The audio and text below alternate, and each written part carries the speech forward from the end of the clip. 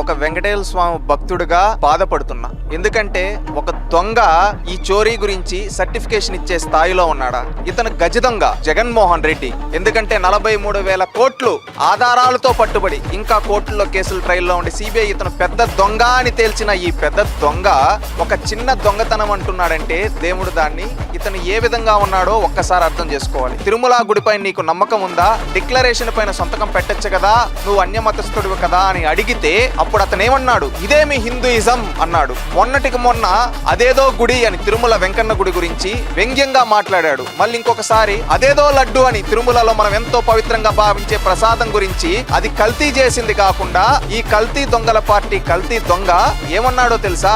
అదేదో లడ్డు అన్నాడు. మళ్ళీ ఈ సిబిఐ ఛార్జ్ షీట్లలో ఆధారాలతో దొరికిపోయిన ఈ గజ దొంగ ఈ రోజు దీన్ని ఒక చిన్న దొంగతనంగా చేస్తున్నాడంటే ఇతను హిందూయిజం పట్ల అదే విధంగా తిరుమల తిరుపతి దేవస్థానం పట్ల ఇతను ఏ విధంగా ఉన్నాడో ఏ విధంగా అవమానిస్తున్నాడో ప్రతి ఒక్కరం ఆలోచించాలి. ఇది దొంగతనం గురించి చిన్న దొంగతనం అంటున్నాడు. ఇది చిన్న దొంగతనం కాదు, ఇది హిందువుల మనోభావాలు దెబ్బతినేది. ఎందుకంటే వీళ్ళు దోచింది 100 కోట్ల పైన స్కామ్. ఇది ఈ 100 కోట్లు అనేది ఎంతో మంది భక్తులు ఆ వడ్డీ కాసుల వాడికి మొక్కులు చెల్లించుకుంటే అనుకుంటే అలాంటి దాన్ని ఇతను చేస్తున్నాడంటే ఇతను ఏ స్థాయిలో ఉన్నాడో ఒక్కసారి రాష్ట్రంలో ఉండే ప్రజలందరూ కూడా ఆలోచించాలి, హిందువులు ఆలోచించాలి.